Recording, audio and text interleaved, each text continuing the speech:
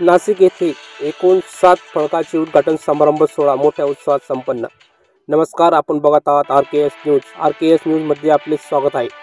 Faster व सिक्के industries private limited MIDC Ambad Nashik येथे एकूण 7 फलकाचे उद्घाटन समारंभ सोहळा मोठ्या उत्साहात साजरा करण्यात आला। त्या प्रसंगी श्रमिक कामगारांचे सेनेचे संस्थापक अध्यक्ष सन्माननीय धर्मवीर सुनील भाऊ बागुल यांच्या हस्ते फलकाचे नारळ वाटून व पूजा करून फलकाचे उद्घाटन करण्यात आले। यावेळी जिल्हाध्यक्ष युवा नेते श्री अजय भाऊ बागुल, महानगर प्रमुख श्री मामासाहेब राजवाडे, श्री बबलू सूर्यवंशी, किशोर दहाडे, श्री नाना भवर, श्री केवळ पाटील, श्री प्रदीप भालेराव आदी मोठ्या संख्येने कामगार उपस्थित होते। या प्रसंगी श्री संजय देशमुख यांनी प्रमुख पाहुण्यांचे स्वागत करून आपले मनोगत व्यक्त केले, अशी माहिती उस्मान शेख यांनी दिली। RKS न्यूज साठी उस्मान शेख, नाशिक।